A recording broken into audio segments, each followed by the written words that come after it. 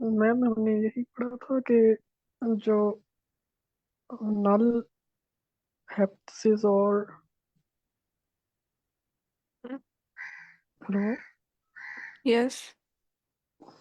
एक नल हेप्सिस था और दूसरा हेप्सिस, और इनको जो हम कहते थे कि हमने किस जो है वो बुनियाद पर हम इनको करते हैं, तो पी पी वैल्यू की बुनियाद पर आपने बताया था, पी वैल्यू की बुनियाद पर जो है ना हम इनको, अभी जो है मेरे यही है जहन में। ओके।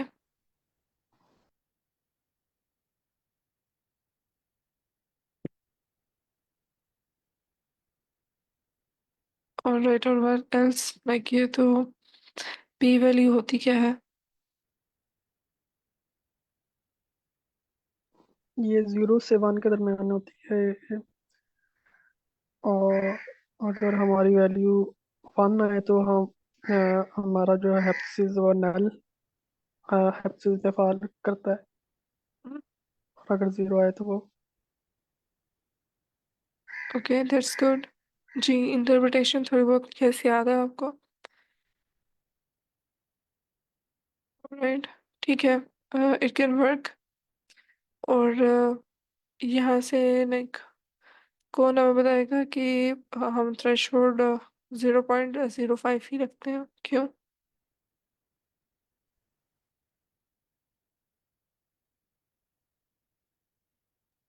क्योंकि कि हमारे पास एवरेज है ना, इनका मीन है जो सेंटर पॉइंट आई है हमारे पास। नहीं नहीं, हम लोगों ने कल कुछ और डिस्कस किया था। वो तो सेंटर पॉइंट 0 और 1 का 0.5 बनता है ना।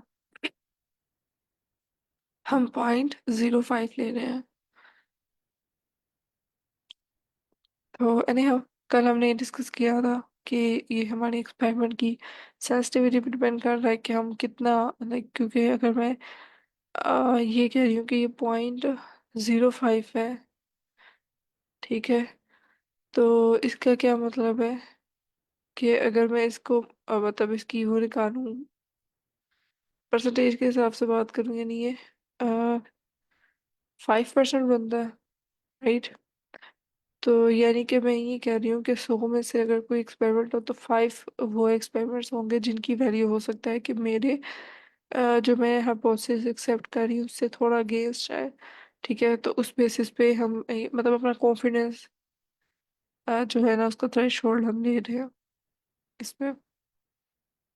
ओके, सो बाकी पार्टिसिपेंट्स भी आ गए। एक मैंने यही बात पूछनी थी कि रमज़ान में, like, are you guys comfortable to take the classes, या हम इसको मतलब यानी हम इसको या फिर जल्दी जल्दी वाइंड अप करने की कोशिश करते हैं कि लाइक जितना लाइक टॉपिक बेसिक, क्योंकि basics of data analysis is almost covered, right? तो क्योंकि थोड़ा बहुत प्रोजेक्ट्स भी बेसिक्स किए लेकिन अभी इसमें मशीन लर्निंग और वो चीज़ें नहीं लगाई थी। सो आर यू गाइस विलिंग कि हम इसको रमज़ान में भी कंटिन्यू करें? ये पार्टिसिपेंट्स पे डिपेंड करता जी है। मैं कंटिन्यू ओके। करते हैं। ओके, बाकी सब क्या कहते हैं? तो मैम रमज़ान में क्या टाइमिंग होगी, और सेम, सेम टाइमिंग। और अभी और कितना रह गया, कोर्स कितना रह गया ma'am? It is almost like beginners, मतलब जो बेसिक्स हैं वो तो ऑलमोस्ट कवर्ड ही है ना हमारी। तो इसके अलावा ये हो सकता है कि हम कुछ चीज़ें लाइक वो जैसे हमने कोर्स में की थी डाटा कैंप वगैरह के उसको, या फिर एक बेसियन स्टैटिस्टिक्स का पोर्शन है मे बी हम उसको भी कवर कर सकें, और फिर यहाँ जो मशीन लर्निंग की बेसिक्स हैं उस पर चल जाते हैं। So there are lot of possibilities. ठीक, तो मैं महानूर एंड सर हुसनैन, आप भी बता दें कि will you guys be available? Okay, that's good. चले, ठीक है, वी विल कंटिन्यू दैट। और इसके अलावा दूसरी चीज़ ये थी कि मैंने ये लिंक शेयर किया, तो ये आप लोगों को भी पता चला होगा डाटा कैम्प का, राइट? तो पे लिंक पे जाके आई बिलीव के अगर आप लोग भी इनरोल करवाते हैं और एक कंपटीशन में इनरोल किया हुआ है सबने, like it is a good opportunity. एक ये भी है कि आपको प्रोजेक्ट में भी जो चीज़ें लगनी है वो भी लाइक आप लोगों ने जो सीखा है वो भी अप्लाई कर सकते हैं, और जो न्यू चीज़ें भी आप सीखेंगे इसमें सारी बात है, क्योंकि इसमें फुल फुल फ्लेज प्रोजेक्ट है तो सिर्फ ईडीए नहीं होगा, तो वो उसमें भी आपको हेल्प मिल सकती है।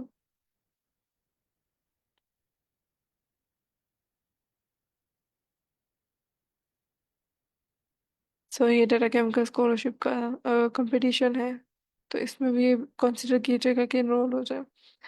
और राइट, तो नेक्स्ट हम मूव करते हैं, हम आज ये देखेंगे कि बी वैल्यूज को। यस। सॉरी मैम, ये मैं इंटरप्ट कर रहा हूँ। और ये इस बारे में मुझे मालूम नहीं है, क्या चीज़ है ये? जो लिंक शेयर किया। जी मैम। ओके, सो बेसिकली ये डाटा कैम में मैंने जैसे आपको भी शेयर किया था लिंक कि वो इनरोल करवा लें, तो उसमें इनरोल कराया हुआ है, लेकिन ये उसके सेपरेट भी है कि इसमें स्कॉलरशिप है, लाइक इट्स अबाउट दैट के आप इस पे प्रोजेक्ट पे पार्टिसिपेट करें, और इफ़ यू गेट विनिंग, यानी विनर अब होते हैं तो आपको some like resources I think access मिलेगी, या whatever it is, like it is a good opportunity। कुछ $100 के आपको रिसोर्सेज में अवेलेबल हो जाएंगे फिर, लाइक अगर आप इसमें विन करते हैं। और वैसे भी टाइप के प्रोजेक्ट है तो हम लोग प्रैक्टिस के लिए देख तो रहे होते हैं कोई ना कोई प्रोजेक्ट, तो ये प्रैक्टिस के लिए भी अच्छा है कि $5,000 की इन्होंने कहा हुआ है कि you will win, but even if you don't like at least it will be a practice, right.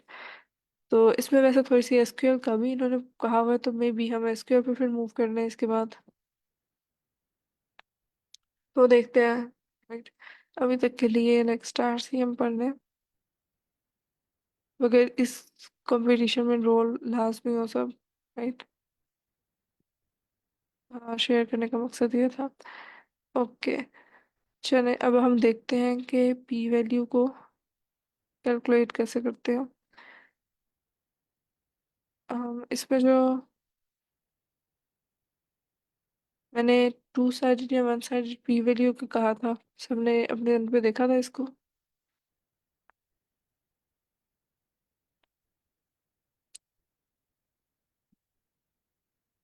Alright, okay, सो कल हम लोग पी वैल्यू कैलकुलेट करने के लिए हम लोगों ने स्टार्ट किया था कि फर्स्ट करें, मैंने अपने कॉइन को 2 दफ़ा फ्लिप किया, और पहली दफ़ा फ्लिप करने में भी हेड आया, दूसरी दफ़ा फ्लिप करने में भी हेड आया, एंड मैंने एक हाइपोथेसिस अपना दिया कि my coin is special, like based on my observation जो मैं हाइपोथेसिस दे रही हूँ वो मेरा अल्टरनेटिव हाइपोथेसिस है, ठीक।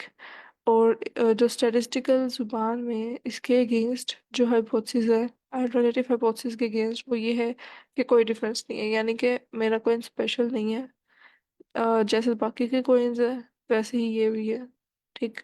नल हाइपोथेसिस में हमेशा नल नो डिफरेंस की बात होगी, और जो भी हमारी ऑब्जर्वेशन या एक्सपेरिमेंट पे बेस्ड स्टेटमेंट है वो हमारा अल्टरनेटिव हाइपोथेसिस है। जैसे 2 दफ़ा कोइन फ्लिप होने पे जो ये स्टेटमेंट है कि माई कोइन इज स्पेशल, ये अल्टरनेटिव हाइपोथेसिस है, ठीक। अब स्टैटिस्टिकल लिंगो में वो ये कह रहा है कि इवन जो फर्स्ट फ्लिप है और सेकंड फ्लिप है इन दोनों में हेड आया है टेल की बजाय, लेकिन ये डिफरेंट नहीं है दूसरे कॉइन से इस पर, ठीक, कि इसमें कोई डिफरेंस नहीं है।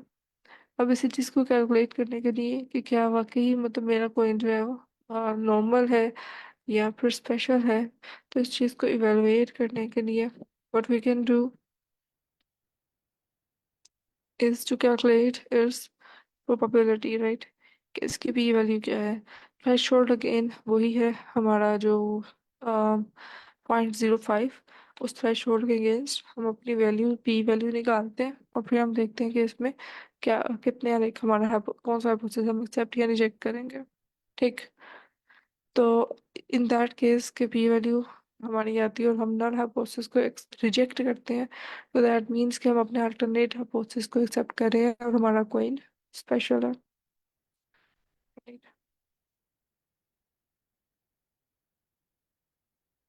ओके, अब पी वैल्यू को डिटरमिन कैसे करना है।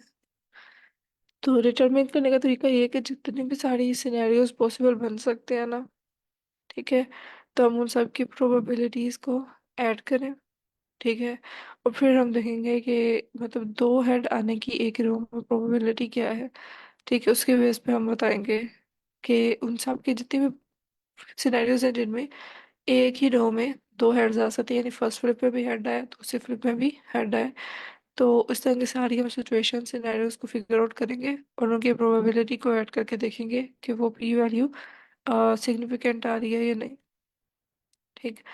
सो फर्स्ट फॉर एग्जांपल अगर मैं फर्स्ट फ्लिप करती हूँ तो ऑफ कोर्स 50-50 चांसेस है,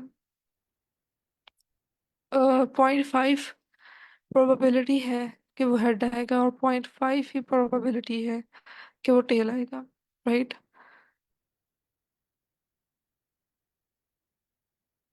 ओके। और दूसरी जगह जब मैं फ्लिप कर रही हूँ तो जहाँ पे पहले हेड आया है वहां पे भी उतने ही चांसेस हैं कि सेकंड फ्लिप में भी हेड भी आ सकता है और टेल भी आ सकता है, और जहाँ पे टेल आया था पहले उधर भी इक्वल चांसेस हैं कि वहां पे नेक्स्ट फ्लिप के अंदर हेड और टेल आ सकता है, राइट। तो ये चीज़ तो लाइक यानी कि जो ऑर्डर है ये उस चीज़ से हम इरेलीवेंट है, ठीक है, सेकंड फ्लिप में फिर से 50-50 चांसेस है हेड और टेल आने के जैसे पहली फ्लिप में थे, तो यानी सेकेंड फ्लिप में भी हेड और टेल दोनों के लिए हम 0.5 प्रोबेबिलिटीज लिखेंगे, राइट। उनकी जो पी वैल्यू इसमें कंट्रीब्यूट कर रही है वो अगेन 0.5 ही है, राइट। सो अब अगर मैं अगेन लाइक जो सेकेंड फ्लिप है उसमें देख रही हूँ 50-50 चांसेस ही हैं, राइट। तो ये सारे जितने भी मैंने इसके आउटकम्स थे लाइक फर्स्ट फ्लिप में हेड और टेल के, फिर उसमें से हेड से आगे नेक्स्ट फ्लिप में फर्दर हेड और टेल, ठीक है, और इसी तरह से जो टेल आई है उसमें भी आगे हेड और टेल आने के जो चांसेस हैं उन सबको मैंने जितने आउटकम्स थे उनको मैंने यहाँ पे इकट्ठे करके लिख लिया है, ठीक है। यानी कि ये सारे दो फ्लिप्स के अंदर उसी को इनको जब मैंने दो दो फ्लिप्स करके देखा है तो मैक्स कितने ज़्यादा कॉम्बिनेशन और सिनेरियोज हमारे पास आ सकते हैं वो ये है, यानी फर्स्ट फ्लिप के अंदर दो हेड्स या फिर एक हेड और एक टेल, या फिर एक टेल और एक हेड, या फिर दोनों टेल्स, ठीक। तो इस तरह से मैंने ये फाइनल आउटकम्स यहाँ पे लिखे हैं। अब यहाँ पे देखें तो मुझे अगर ओवरऑल प्रोबेबिलिटी निकालनी है तो इन सारे आउटकम्स में जो जितने सारे सिनेरियोज मेरे पास आए हैं इनमें मैं देखूंगी कि मेरे वाला सिनेरियो उसको मैं डिवाइड कर दूं टोटल सिनेरियो से, यानी टोटल सिनेरियो आए हैं यहाँ पे चार, ठीक है, टोटल नंबर ऑफ आउटकम्स दो फ्लिप्स करने के बाद। तो मैं इसमें देखूंगी मेरे वाले हेड वाले कितने आए हैं, जितने टाइम्स हमें दोनों दफा हेड मिला था, तो दोनों दफा हेड मिला है इसमें सिर्फ एक आउटकम है, यानी कि मैं इसे क्या कहूंगी कि number of times we got head is 1 divided by total number of time 4, ठीक। तो ये कितनी प्रोबेबिलिटी निकली है मेरी, 0.25। यस। तो यानी कि 0.25 प्रोबेबिलिटी है कि अ, जो हेड आएगा दूसरी दफा फ्लिप पे, राइट। तो ये प्रोबेबिलिटी है दो हेड आने की, राइट। अब इसमें जो ऑर्डर है लाइक हमने ये नहीं कहेंगे कि ये दोनों डिफरेंट केसेस हैं बिकॉज इसमें ऑर्डर मैटर नहीं करता, ठीक है, क्योंकि हेड आ रहा है या टेल आ रहा है वो हर दफ़ा आउटकम सेम ही है। ऑर्डर इसलिए मैटर नहीं करता क्योंकि अगर पहली दफ़ा हेड आया भी है तो ये अफेक्ट नहीं कर रहा नेक्स्ट टाइम पे टेल आने में, ठीक है, उतनी ही प्रोबेबिलिटी है कि अगली दफ़ा में सेकंड फ्लिप में टेल भी आ सकता है और हेड भी आ सकता है, तो ऑर्डर पे ये मैटर नहीं करता इतना, ठीक। यानी जो पहले टेल आ गए या बाद में हेड आ गया इस चीज़ से वो इतना इन्फ्लुएंस नहीं हो रहे हमारे रिजल्ट्स, तो हम उनको कंसिडर नहीं करेंगे।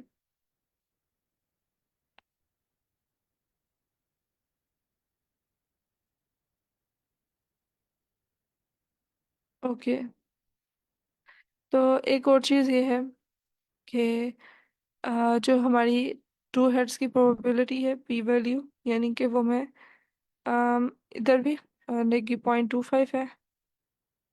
और इसके अलावा यहाँ पे कितनी इसकी प्रोबेबिलिटी की अगर हम ईच वैल्यू निकालें तो ये क्या बनती है, यानी कि हमारे पास सिंपल हेड आने के चांसेस, यानी जो आएंगे दो हेड्स, उसकी प्रोबेबिलिटी कुछ इस तरह से सिंपल 0.25, राइट। और इन दोनों की 0.25 यानी कि एक हेड और एक टेल है, उसकी क्या प्रोबेबिलिटी है, 0.25 इसका, 0.25 इसका, यानी ये दोनों इकट्ठे जो इसकी प्रोबेबिलिटी है 0.5 है, और दोनों टेल्स आने की प्रोबेबिलिटी यहाँ पे 0.25 है अगेन। ठीक। अब मैं इसमें से एक काम ही कर सकती हूँ कि लाइक इसकी जो प्रोबेबिलिटी का ओवरऑल फार्मूला है ना, ठीक है, जो मैंने पी वैल्यू निकालनी है इसकी, ये तो मैं प्रोबेबिलिटीज की बात कर रही हूँ, राइट। तो जो मैंने पी वैल्यू निकालनी है उसमें मैंने क्या करना है, इन सब प्रोबेबिलिटीज का सम करके बताना होता है। ठीक। कैसे, वो हम देखते हैं अभी। यानी ये मेरी प्रोबेबिलिटीज निकली हैं, राइट। अब इसके पी वैल्यू कैसे निकालनी है, ये वही बात है कि मैं कह रही हूँ कि ऑर्डर का कोई फर्क नहीं पड़ता, क्योंकि ऑर्डर जो है प्रोबेबिलिटीज को इफेक्ट नहीं कर रहा। ठीक है। तो इसमें जब टेल पहले आई है, हेड बाद में आई है, हेड बाद टेल, या हेड पहले आया टेल बाद में आई है, तो मैंने इन दोनों का इकट्ठा करके 0.5 लिखा है, क्योंकि एक टेल और एक हेड है, और ऑर्डर इतना मैटर नहीं कर रहा। ये चीज़ हमने पहले भी क्लियरली डिस्कस की है। तो इसलिए मैं इन दोनों को सम कर रही हूँ, और 0.5 इन दोनों को सेम कैटेगरी में लेके इनका 0.5 लिख रही हूँ। ठीक।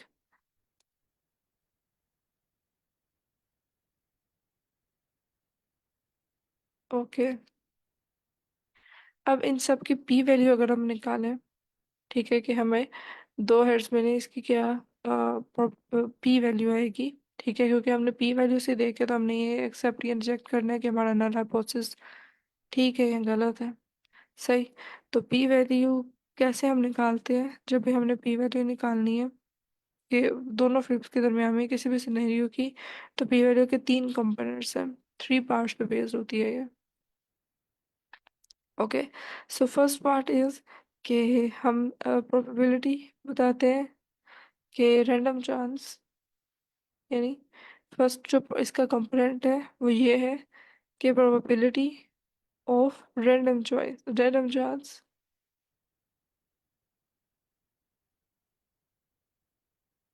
हाँ, वो result in observation, like random chance कोई भी कि जो हमारी ऑब्जर्वेशन को मतलब जो भी हमारा मेन हमारा था मकसद, उसमें उसकी वो अकरेंस होगी, यानी उस वो सिनेरियो बनेगा।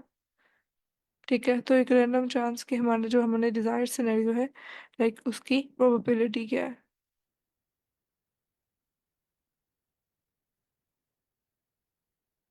ओके। एक तो ये हो गया, यानी इस केस में प्रोबेबिलिटी ऑफ रैंडम चांस जो है कि हमारे इवेंट का होने का, वो कौन से वाले को रेफर कर रहा है, वो इसको रेफर कर रहा है, जो कि हमारे पास, यानी इसकी वैल्यू आ रही है 0.25 की हम पी वैल्यू निकाल रहे हैं। इसको मैं अगर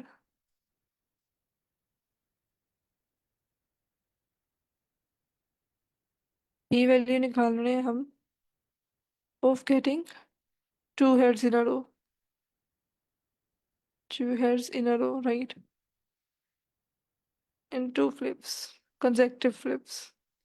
तो अब मैं इस वैल्यू को निकाल रही हूँ, तो फर्स्ट वाली जो पी वैल्यू है, random chance full result in the observation, उसकी क्या वैल्यू है हमारे पास, 0.25, जो कि इसको रेफर कर रही है हमारे होने वाले लाइक इसको। अब दूसरी जो प्रोबेबिलिटी की जो दूसरा कंपोनेंट होता है ना पी वैल्यू निकालने का, ठीक है, फर्स्ट कंपोनेंट इज कि हम अपनी ही जो सिचुएशन सिनेरियो है उसकी कितनी प्रोबेबिलिटी है वो निकालें। दूसरा जो इसका कंपोनेंट है ना जिसे हमने ऐड करना है, वो क्या है, कि ऐसी प्रोबेबिलिटी कि हम इसी सेम चीज़ की, जो कि लाइक प्रोबेबिलिटी ऑफ ऑब्जर्विंग,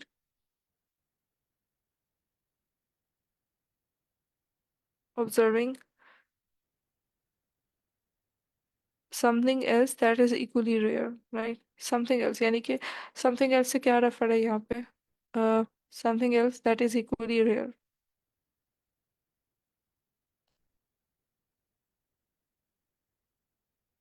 तो इस पे क्या मुराद है कि probability of observing something else which is equally rare।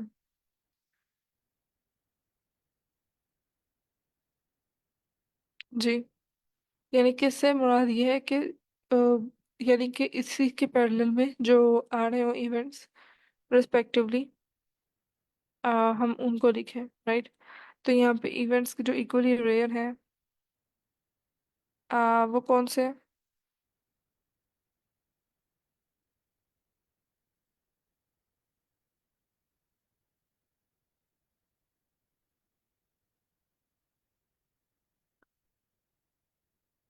Okay,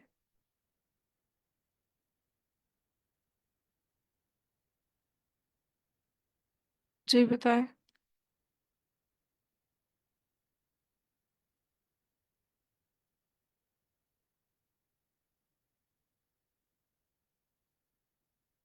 any guesses?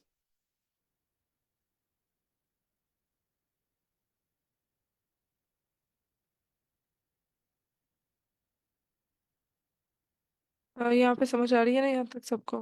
Like हम पी वैल्यूज के तीन कंपोनेंट्स हैं बेसिकली। अगर आप वो उससे इंटर लाइक कभी सर्च भी करें, so you will get to know कि एक वो है कि जो रैंडम चांस हम ले रहे हैं, दूसरा वो है कि probability of observing something else that is equally rare, और जो थर्ड वन हमारा बनता है ना, वो ये है कि probability of observing something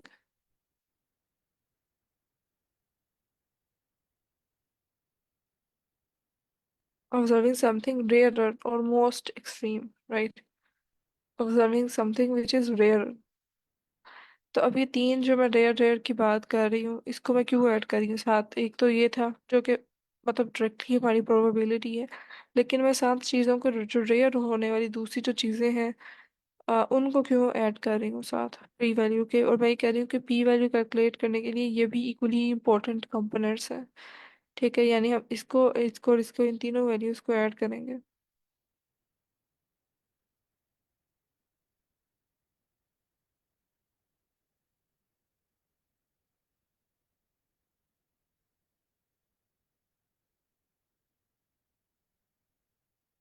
okay, तो like are you guys with me right in this? अभी probability of observing something else that is rare, यानी कि उस रेयर की जो मैं बात कर रही हूँ, ठीक। तो रेयर क्या है इस केस में? यानी कि मैं कह रही हूँ कि जो इक्वली रेयर प्रोबेबिलिटी, यानी ये सेम इसकी प्रोबेबिलिटी वाली ये दो सिचुएशन थी ना हमारे पास, ठीक है। और ये भी मैं कह रही हूँ कि इक्वली रेयर है। जिस तरह से दो हेड आने के चांसेस हैं, उतने ही इसके और इसके आने के चांसेस हैं। लेकिन ये भी मतलब दो दफा रिपीट हो रहा है, तो फिर हम इक्वली रेयर में और इक्वली यानी समथिंग एल्स में जो है ना, ये लिख देंगे। और ये कितने बनती है? ये 0.25 बनती है ये भी, ठीक है। इसकी सिंगल अगर प्रोबेबिलिटी देखें सेम सिमिलर वाली, तो ये भी 0.25 है, सही। और यहाँ पे यानी इक्वल रेयर है और इससे कम वाली नहीं है, राइट। कि जो समथिंग एल्स जो कि बहुत ज़्यादा ही एक्सट्रीम पे रेयर हो, तो ऐसी कोई भी वैल्यू हमारे पास नहीं है। तो ये मेरी ओवरऑल प्रोबेबिलिटी की वैल्यू बताएगा मुझे इससे। तो ये कितनी वैल्यू निकली, यानी सॉरी पी वैल्यू बताएगा। तो पी वैल्यू अब यहाँ पे इस केस में कितनी बनी है? 0.5। लेकिन मैंने इसमें मेरा क्वेश्चन आपसे अगेन वही है कि 0.5 पी वैल्यू तो मेरे पास आ गई है, यानी मैंने इसको पी वैल्यू अब इस केस में कि मुझे दो कंसेक्टिव हेड मिलेंगे इन अ रो, उसकी पी वैल्यू आ गई है 0.5। लेकिन मैंने यहाँ पे जो दो कंपोनेंट्स ऐड किए हैं, क्वेश्चन अगेन वही है कि ये जो दो कंपोनेंट्स मैंने ऐड किए हैं, ये मैंने क्यों किया? मतलब एक तो पता चलता है कि जो मेरे से रेलिवेंट थे ऑब्जर्वेशंस, उसकी मैंने पी वैल्यू ऐड की, राइट। वो समझ आता है कि 0.25 आ गई। जो मैं सम इक्वली रेयर की बात कर रही हूँ और समथिंग मोर रेयर और मोर एक्सट्रीम की बात कर रही हूँ, वो क्यों है? So basically, yes. Ma'am P value से यही मुराद है कि probability value, probability value, P value okay, is the probability value. Yes. Yes, ये हमें अच्छा, ओवरऑल लाइक उसकी बता रहे हैं ना, लेकिन लेकिन हम इसमें से जो हर इवेंट की है सिंगल, मैं प्रोबेबिलिटी जब मैं कह रही हूँ, तो मैं इसमें ये सिंगल इवेंट जो ये सारे हैं उनकी प्रोबेबिलिटी बता रही हूँ। जी मैम, लेकिन वो सिंगल इवेंट की प्रोबेबिलिटी है मिसाल के तौर पर दो हेड आने की, वो तो 0.25 है, तो आपने 0.25 प्लस 0.5 लिखा है, इसकी समझ नहीं लगी। यस, वही चीज मैं आप लोगों से ही भी पूछ रही हूँ कि अच्छा चले मैं इसको बता देती हूँ इनफैक्ट। चले, अब देखिए मैंने पहले ऐड किया ये तीन कंपोनेंट्स है ना, इनकी रिस्पेक्टिव वैल्यू ऐड की है मैंने। यानी पहले था P value of random chance would result in observation, जो कि हमारे पास हमें पता है कि दो हेड आने के कितने जो रैंडम चांस है वो कितना है 0.25। फिर मैंने ऐड किया है कि observing something else that is equally rare, ये 0.25 जो है उसका आया है, और 25 राइट, और जो एक्सट्रीम रेयर जो कि हो उसका 0 आया। और फिर मैंने इन तीनों की वैल्यूज को ऐड किया और 0.5 आया।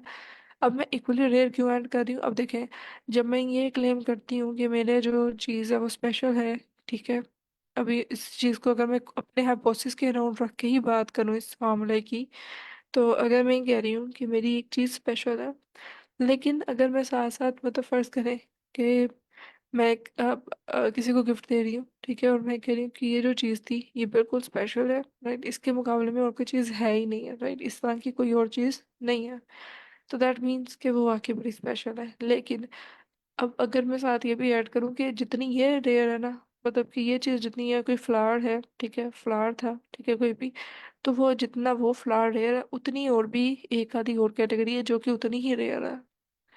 अब जब मैं दो दो कैटेगरीज को कह रही हूँ, यानी कि मैं कह रही हूँ कि एक रेयर चीज़ है लेकिन उस जैसी रेयर और भी है, तो फिर उस एक चीज़ की जो स्पेशल होना है कि उसमें से जो करेक्टर है वो कम हो जाता है।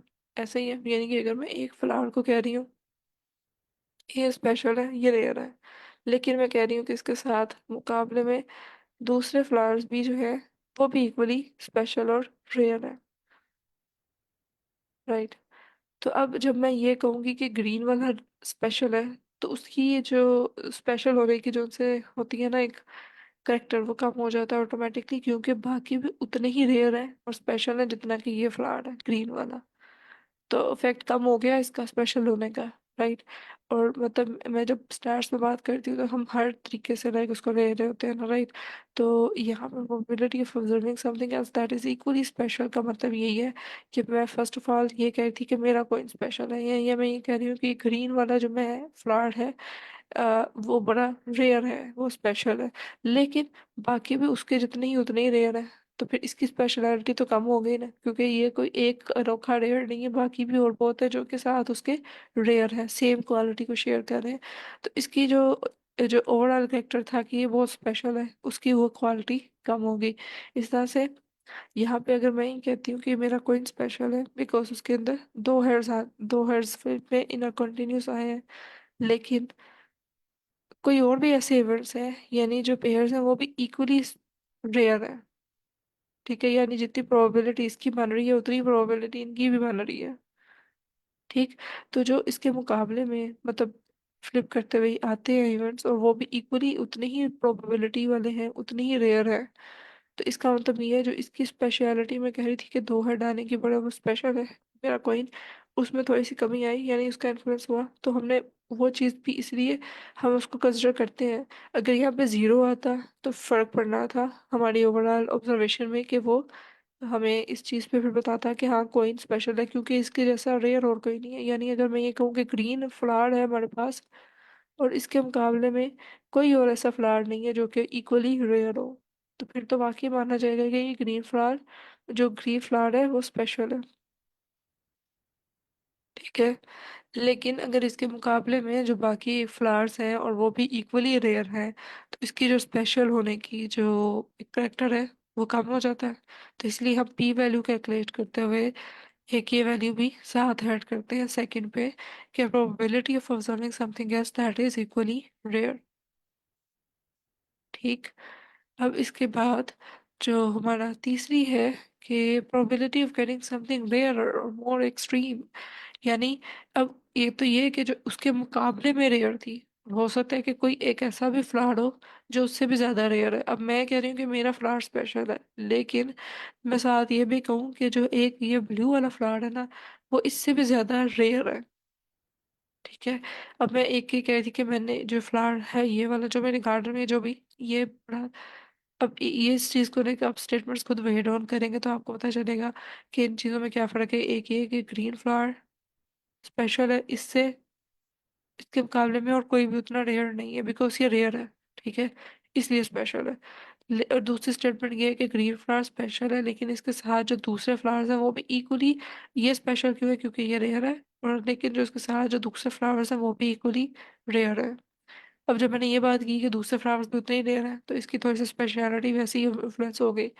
इसके साथ अगर मैं एक और बात ये करूं कि एक और फ्लावर है जो इससे भी ज्यादा रेयर है ग्रीन वाले से। ठीक।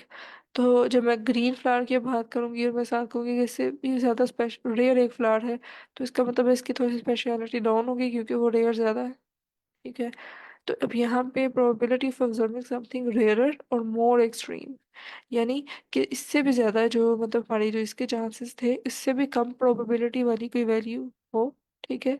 जो कि उसके भी आने के वो भी रेयर है जितनी ये रेयर है हेड आने के। नहीं। तो अब यहाँ पे क्या है कि जैसे यहाँ पे हमारे पास दो टेल आए हैं और ये 0.25 है, लेकिन अभी जो 0.25 है ये उससे इससे ज्यादा वो मतलब एक्सट्रीम नहीं है, यानी इससे कम नहीं है इसकी प्रोबेबिलिटी, यानी कि ये उतनी ही स्पेशल है टेल आने के जितने लाइक ये एक टेल और एक हेड आने के चांसेस हैं। तो अगर फर्ज करिए यहाँ पे 0.25 से कम वैल्यू होती तो हम उसको ऐड करते हैं, लेकिन अब क्योंकि ये भी इक्वली रेयर में ही आता है, ठीक है, तो हम उसको ऐड नहीं करेंगे और यहाँ पे हमारे पास इसके सिचुएशन में कोई ऐसी ऐसी ऑब्जर्वेशन नहीं है जो कि एक्सट्रीमली रेयर हो। ठीक है, तो इसलिए हमने उसका जीरो ऐड कर दिया।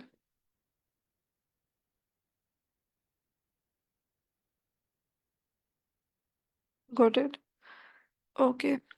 मैं you mean to say that ma'am कि दो हेड आने के चांसेस 0.25 हैं और दो टेल आने के चांसेस 0.25 हैं, वो आपने दो ऐड कर लिए। और और ये जो अल्टरनेटिव आ रहे हैं, अल्टरनेटिव के हेड टेल या टेल हेड आ रहा है उसको आपने जीरो ऐड कर दिया नहीं, देखिए मैंने जो वैल्यूज ऐड की है वो मैंने इन इन कंडीशंस को देख के की है। जो ये फार्मूला है पी वैल्यू इन तीनों को ऐड करके निकलती है, ये इसका फार्मूला है। ठीक है। तो उसमें जो मेरे ऑब्जर्वेशन से फिट बैठती होंगी मैंने उनकी वैल्यूज ऐड की हैं इसमें। तो हाँ हाँ, इसमें ओवरऑल यही है जैसे आपने बताया कि सिचुएशंस अब यही है कि पहली वाली जो है वो इस तरह से आई है कि जिसमें दो हेड थे जो मेरा मेन था जिसकी मैं पी वैल्यू निकालना चाह रही हूँ। दूसरा वो इवेंट जो कि इक्वली रेयर है, तो वो भी 0.25 जो ये इक्वली रेयर से आ रहे हैं मेरे पास उसकी वैल्यू ऐड कर दी, और एक वो जो कि एक्सट्रीम पे हो, तो इससे कम रेयर और एक्सट्रीम वाली वैल्यू मेरे पास नहीं है। ठीक है, तो इसलिए मैंने इसमें जीरो ऐड कर दिया।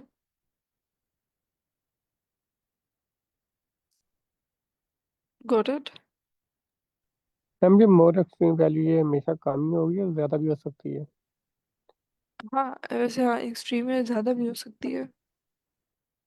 राइट, लेकिन लेकिन जब हम कहते हैं रेयर, तो चांसेस उसके कम ही होंगे ऊपर वाली दो से, क्योंकि वो उससे भी ज़्यादा रेयर है, उसके कम ही होंगे चांसेस।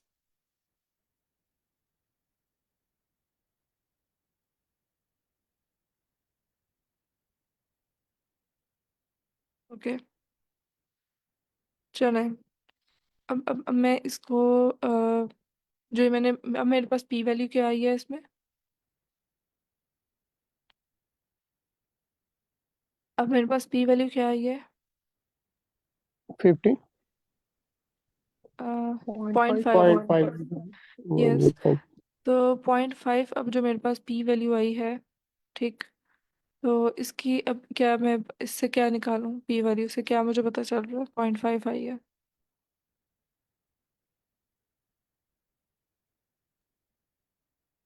कि हम जो है अल्टरनेटिव हाइपोथेसिस और नल हाइपोथेसिस के इन बिटवीन है। ओके। और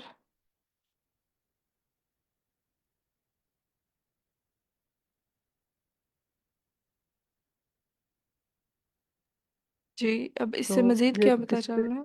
इससे इसमें तो ये डिसाइड करना मुश्किल है क्योंकि ये दरमियान में आ रहा है कि हमारा जो एप्सिस है वो नल में फॉल कर रहा है या जो अल्टरनेटिव में फॉल कर रहा है। ये से तो 0.5 से तो नहीं हम बता सकेंगे। ओके, और बाकी क्या कहते हैं? जी, बाकी पार्टिसिपेंट्स पे बताएं ज़रा कि पी वैल्यू हमारे पास 0.5 आई है, तो हम इसे क्या इंटरप्रेट करें, क्या कहेंगे हम?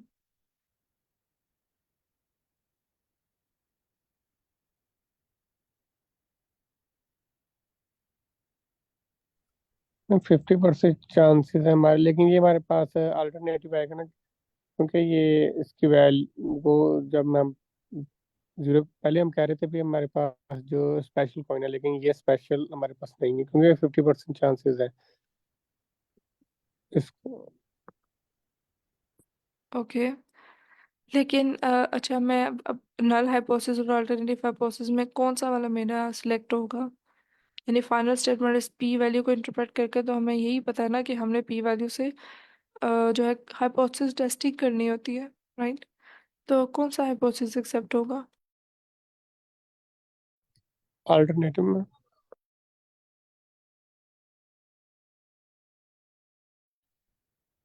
ओके, सो अल्टरनेटिव हाइपोथेसिस हमारा क्या था?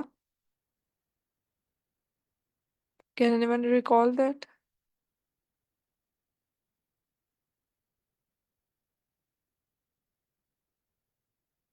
जी, मैम तो ये यानी नॉट इक्वल टू या फिर ग्रेटर या फिर स्मॉलर होगी वैल्यूज।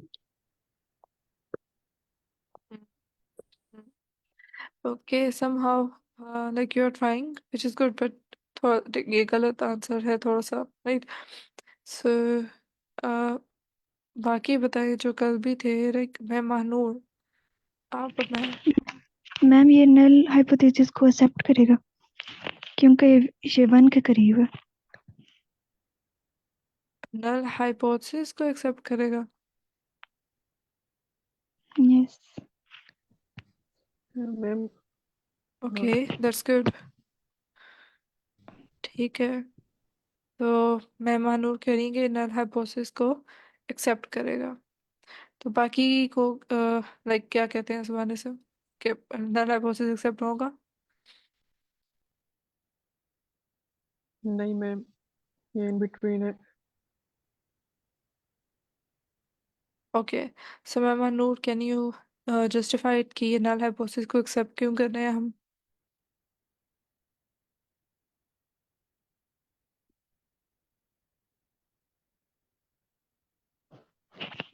मैम जो कल देखा था उसमें जो 0.05 था उसके करीब जो आ रहा था उसमें हम नल हाइपोथेसिस को जो है रिजेक्ट कर रहे थे, तो ये 1 के नजदीक लग रहा है।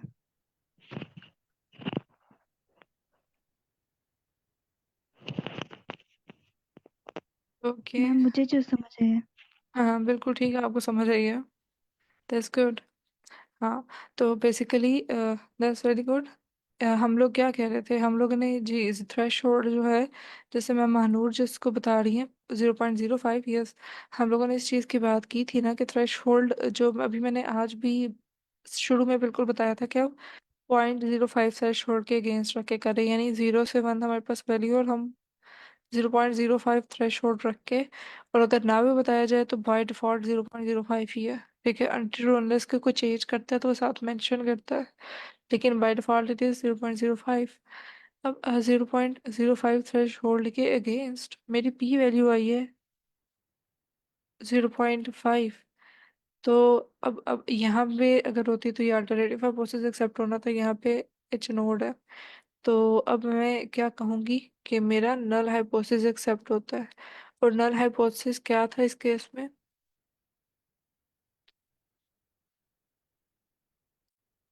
हमारा जो है वो कॉइन है वो जो आम है दूसरे कॉइन की तरह का ही है, कोई दैट्स गुड। स्पेशल नहीं है।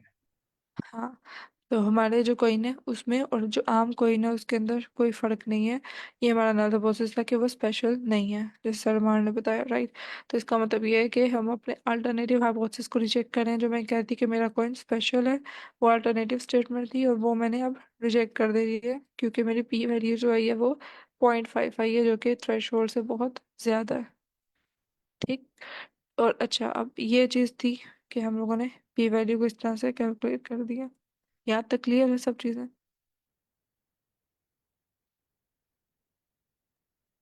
जी मैम। ओके, सही। तो बस ये एक फॉर्मूला है कि पी वैल्यू को कैसे हमने कैलकुलेट करना होता है, कि हमने रैंडम चार्ज को और जो समथिंग एल्स जो इक्वली रेयर है उसको, और जो समथिंग रेयरर और मोर एक्सट्रीम, इन सब वैल्यूज को ऐड अप करना है और हमारे पास वैल्यूज आ जाएंगी। सही। अब इसके मुख्तलिफ कॉम्बिनेशंस बन सकते हैं, क्योंकि ये ऑर्डर पे डिपेंड नहीं करता। तो हम इसको मज़ीद दफ़ा फ्लिप कराएंगे तो ऑर्डर ये भी हो सकता है कि ये मतलब टेल पहले आ जाए, हेड बाद में आ जाए, हेड पहले आ जाए, टेल बाद में आ जाए, लेकिन ओवरऑल लाइक ये इसी तरह से रहेगा। चाहे हम इसके नंबर ऑफ सैंपल्स बढ़ा भी दें तो ऑलमोस्ट यही चीज़ है, राइट। तो यहाँ तक के लिए था हमारा पी वैल्यू को कैलकुलेट करने का।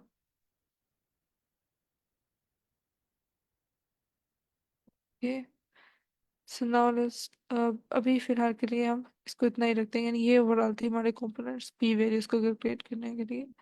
और हमने पार्ट 2 और पार्ट 3 को क्यों ऐड किया है, I have explain that a bit. ठीक है, अगर इसमें कोई कन्फ्यूजन है कि हमने पार्ट 2 और पार्ट 3 को क्यों ऐड किया है, डायरेक्टली अपनी हेड आने की जो प्रोबेबिलिटी थी, जो कि हमारी बनती थी 0.25, हम उसको भी तो ले सकते थे। ठीक है, लेकिन हमने इसमें पार्ट 2 और पार्ट 3 ऐड करके हमने कहा कि पी वैल्यू बनेगी हमारी। सही। तो इसकी क्लैरिटी सबको हो गई है कि हमें क्यों इसमें बाकी दो ऐड कर रहे हैं।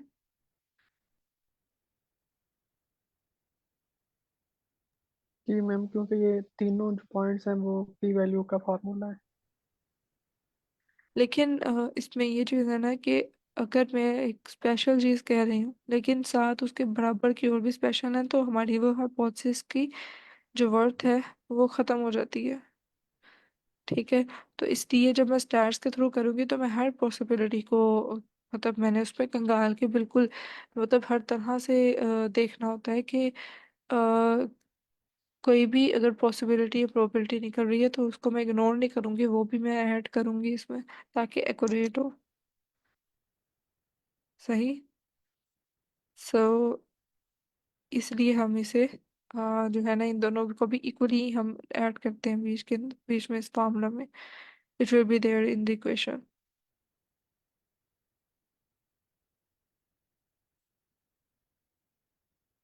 ऑलराइट, सो ये था पी वैल्यू के बारे में। ओके। तो अब इसके बाद अब हम नेक्स्ट जो है इसमें हाइपोथेसिस जो टेस्ट होते हैं हमारे पास, स्टैटिस्टिकल टेस्ट, उसको करेंगे। लेकिन अभी तक के लिए मैं इसको इधर ही रख रही हूँ, यहाँ तक कि कैलकुलेशन ऑफ पी वैल्यू पे। अगर इसमें एक बिल्कुल जेनेरिक सा मेरा क्वेश्चन ये है कि आपको डिपेंडेंट और इंडिपेंडेंट वेरिएबल्स का पता है, राइट? जी मैम, डिपेंडेंट इंडिपेंडेंट वेरिएबल जो एक्स एक्सिस पे होते हैं, और और जो इंडिपेंडेंट वेरिएबल होते हैं वाई, वो वाई एक्सिस पे होते हैं। और जो इंडिपेंडेंट वेरिएबल होते हैं काज काज होते हैं, हाँ। ऐसा है। Yes yes.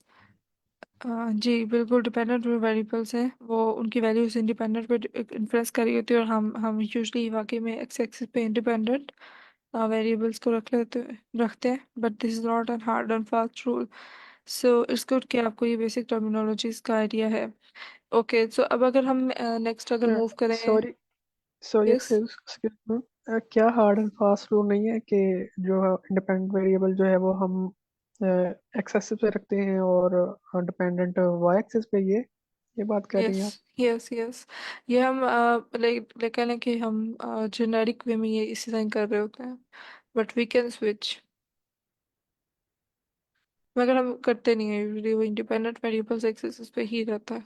But if there will be any need we can do that. तो मैम वो तो हमारा रिजल्ट जो आएगा वो तो उससे खराब हो जाएगा, रिजल्ट ठीक नहीं आएगा।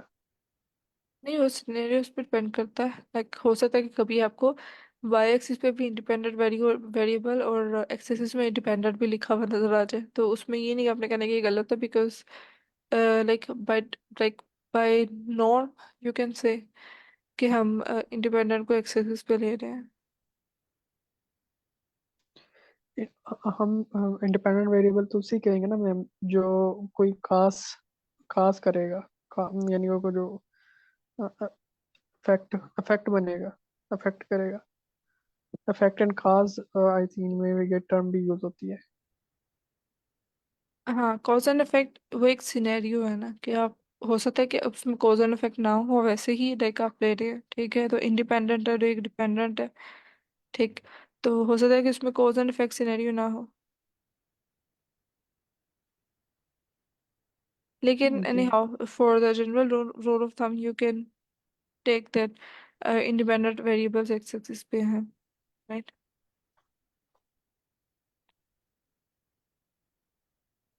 ओके। सो अब आगे मैं अगर बात करूँ स्टैटिस्टिकल टेस्ट की, तो दो तरह के हमारे पास स्टैटिस्टिकल टेस्ट होते हैं, ठीक है। मैंने पहले भी काफ़ी दफ़ा हम लोगों ने इस चीज़ में डिस्कस किया था कि दो तरह के टेस्ट हैं, पैरामीट्रिक और नॉन पैरामीट्रिक। तो उसमें अगर किसी को कोई बताना चाहे कि पैरामीट्रिक टेस्ट क्या होते हैं, नॉन पैरामीट्रिक कौन से होते हैं।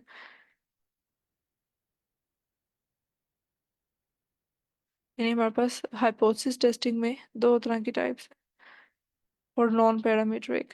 तो जो नॉर्मल डिस्ट्रीब्यूशन का याद है, राइट। नॉर्मल डिस्ट्रीब्यूशन यानी जो बेल शेप कर्व होती है हमारे पास, ऐसे, राइट। भी आप लोगों को याद होगा कि ये इस तरह से हमारे पास बेल शेप कर्व आ रही थी, नॉर्मल डिस्ट्रीब्यूशन कह रहे थे। तो हम जब भी हाइपोथेसिस टेस्टिंग करते हैं, तो हमें पहले हम ये देखते हैं कि क्या वो नॉर्मली डिस्ट्रीब्यूटेड डाटा है या नहीं।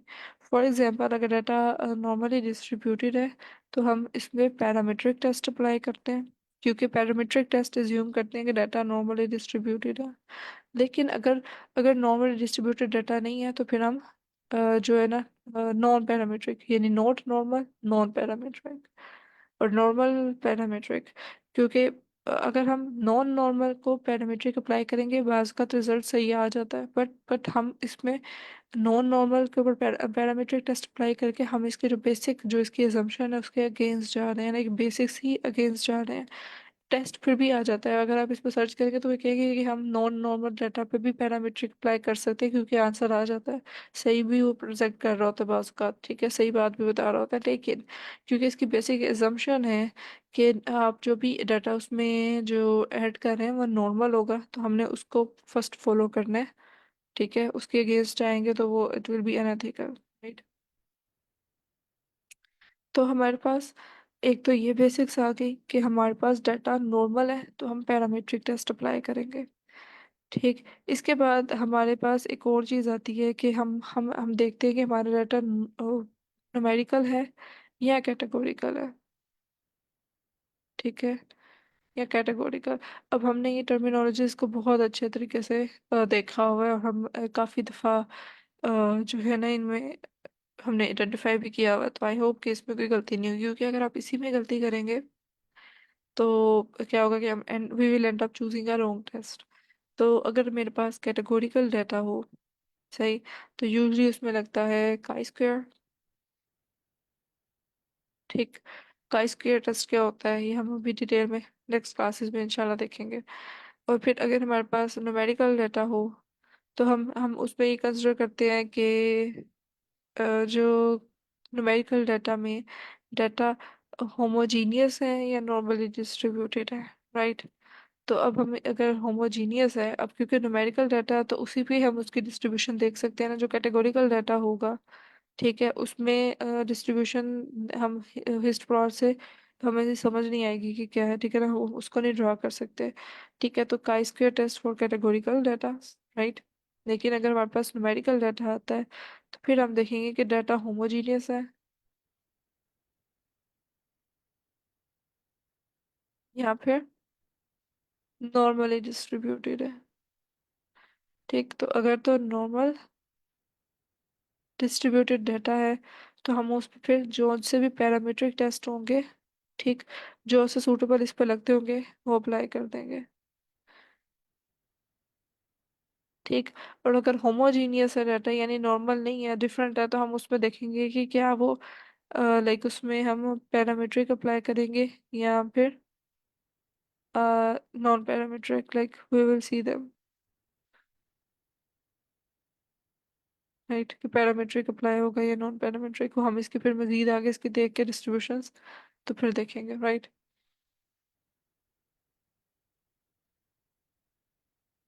ओके, सो अच्छा, यहाँ तक चीज़ें आपकी क्लियर हैं। पैरामीट्रिक टेस्ट में बेसिक यही है कि ऐसे टेस्ट जो कि ज्यूम कर रहे हो कि हमारा डाटा नॉर्मल है। अच्छा, और अब हमारे पास कैटेगरीज दो आ गई, न्यूमेरिकल और कैटेगोरिकल। तो हमने उसमें देखा कि कैटेगोरिकल है तो काई स्क्वायर अप्लाई कर देंगे। काई स्क्वायर टेस्ट क्या होता है, वी विल सी देम। और अगर हमारे पास जो न्यूमेरिकल डाटा है तो हम देखेंगे कि नॉर्मल है होमोजीनियस, और उस बेसिस पे हम उसमें पैरामीट्रिक या नॉन पैरामीट्रिक अप्लाई कर रहे हैं। यहाँ तक क्लियर है सब?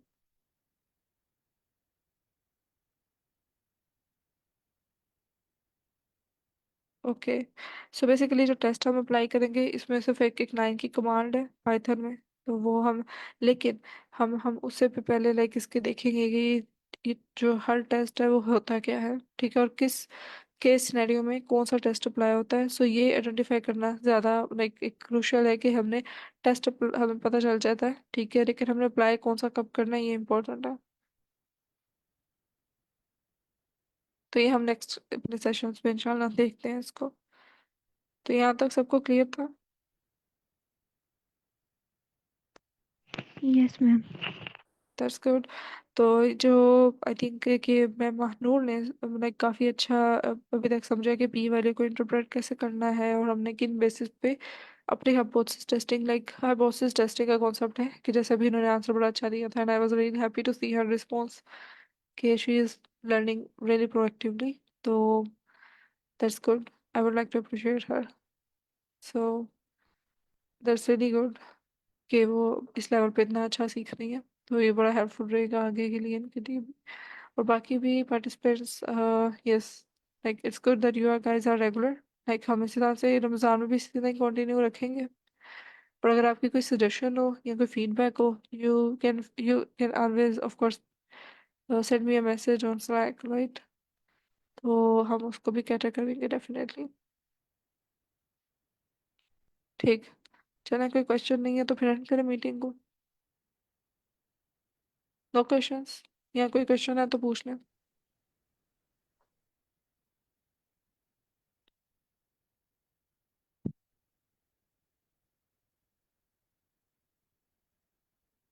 ओके,